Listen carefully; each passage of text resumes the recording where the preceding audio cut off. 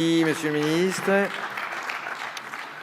La parole est à Monsieur Jean-Pierre Pont, rapporteur de la Commission des lois constitutionnelles, de la législation et de l'administration générale de la République.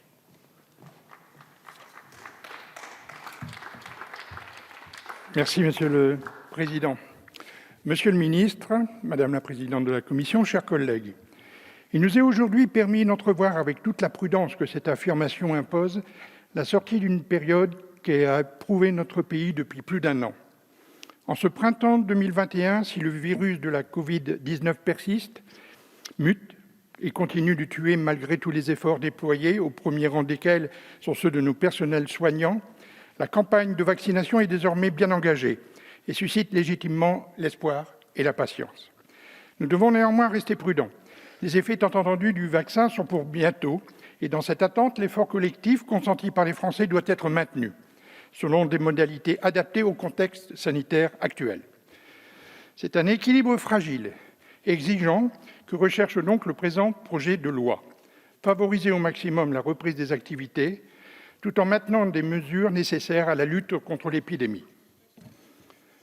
Je me félicite qu'il s'inscrive dans la continuité de la position exprimée par la Commission des lois lors de la discussion du dernier projet de loi de prorogation de l'état d'urgence sanitaire, discuté en début d'année. Sortir de cet état d'exception dès que possible et déterminer au moment opportun le régime transitoire qui lui succédera afin de poursuivre de manière proportionnée la lutte contre le virus tout en permettant la reprise des activités et la relance de la croissance. Tel est l'objet de l'article 1er qui instaure un régime transitoire similaire à celui bâti à la sortie du premier état d'urgence sanitaire qui avait été applicable du 11 juillet au 16 octobre 2020. Les débats en commission ont été fructueux sur cet article, à la fois sur la disposition relative au passeport sanitaire pour certains déplacements et sur les deux amendements du gouvernement visant, le premier à mettre en œuvre un pass sanitaire pour les activités de loisirs impliquant de grands rassemblements et le second permettant de maintenir le couvre-feu jusqu'au 30 juin prochain. Il faut se féliciter des garanties et des précisions d'ores et déjà apportées en commission à ces dispositifs. Un sous-amendement de notre présidente a notamment permis d'acter qu'aucun professionnel ne pourrait exiger le pass en dehors des cas prévus par la loi, comme évoqué plus haut. Il s'agit d'éviter toute dérive et de s'assurer qu'un tel dispositif ne serait exigé dans le cadre des activités de la vie quotidienne. Je vous précise que nous aurons l'occasion, lors de cette séance, de poursuivre ce travail, notamment sur le dispositif permettant de maintenir provisoirement le couvre-feu dans le cadre du régime transitoire. Cette disposition constituant une entorse, certes justifiée, au principe selon lequel seul l'état d'urgence sanitaire permet de prendre des mesures d'interdiction de sortie du domicile, nous apporterons les garanties supplémentaires nécessaires à sa pleine acceptation. Enfin, en ce qui concerne le terme du régime transitoire, les débats ont été riches, mais je maintiens que la date proposée, le 31 octobre, est judicieuse, non seulement d'un point de vue sanitaire, mais aussi social et économique. Avancer cette date limiterait l'application de mesures d'accompagnement indispensables pour notre pays. J'en viens à l'article 2 qui prévoyait, dans son titre 2, une durée dérogatoire de déclaration territorialisée de l'état d'urgence sanitaire pour la période estivale. Cette mesure a pu susciter des interrogations et des critiques légitimes, confirmées par l'avis du Conseil d'État, ce qui conduit à la suppression de cette disposition. Le gouvernement présentera un nouveau dispositif prenant en compte les propositions que j'ai émises et qui permettra de répondre aux craintes exprimées. Alors que l'article 3 prévoit l'adaptation des deux premiers articles en Nouvelle-Calédonie et en Polynésie française, l'article 4 permettra un double renforcement utile du régime de la quarantaine et de l'isolement. Dans la foulée des récentes décisions prises par le gouvernement pour l'élargissement utile de notre contrôle sanitaire aux frontières et du régime de contrôle des infractions aux règles de police sanitaire. Pour finir, sur le régime de gestion de la crise sanitaire, l'article 5 me semble essentiel car il permet d'intégrer certaines des données recueillies par les systèmes d'information mis en œuvre aux fins de lutter contre l'épidémie de Covid-19 au système national des données de santé. Ce versement se fera de manière sécurisée et respectueuse de la protection des données personnelles.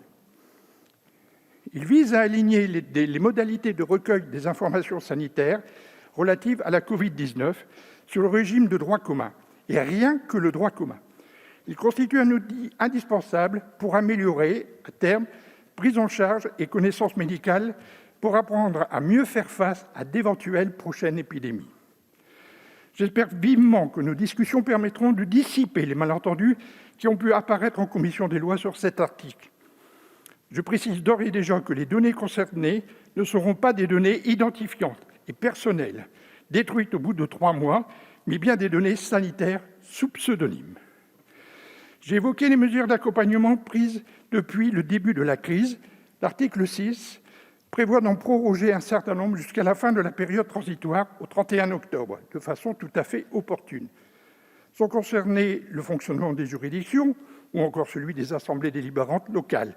Je salue d'ailleurs sur ce point la proposition du gouvernement aménageant le quorum pour les élections des exécutifs locaux en juin prochain, mais aussi l'organisation des EHPAD ou encore l'émission des services de santé au travail, plus que jamais indispensables.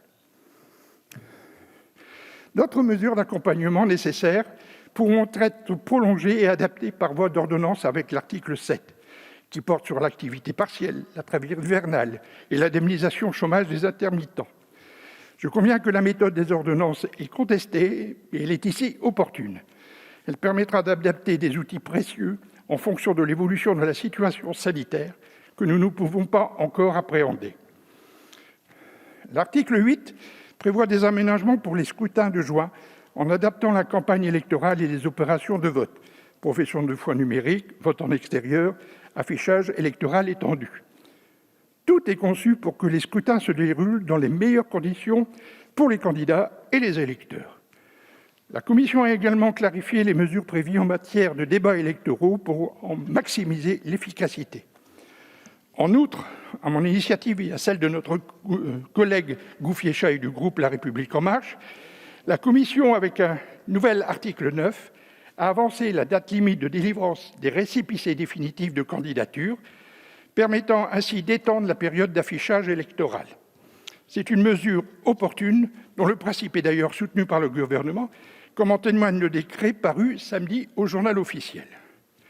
Enfin, la Commission a introduit 3 autres nouveaux articles sur proposition du gouvernement. L'article 6 bis, qui prolonge la dérogation au jour des carences des agents publics et de certains salariés jusqu'à la fin du régime transitoire. L'article 10 prévoit le remboursement des dépenses de propagande électorale pour les législatives partielles reportées. Et enfin, l'article 11 consacre l'annulation juridique des opérations de recensement prévues cette année et qui n'ont pu se tenir du fait de la crise sanitaire. L'espoir demeure qu'il s'agisse du dernier nouvel effort demandé aux Français pour se donner toutes les chances de tourner enfin la page de cette crise sanitaire. Il nous faut réussir à compter du 2 juin prochain la sortie du second état d'urgence sanitaire et du 3e déconfinement, selon les modalités annoncées par le président de la République le 29 avril 2021 et organisées par le présent projet de loi. Je vous remercie. Merci, monsieur le rapporteur.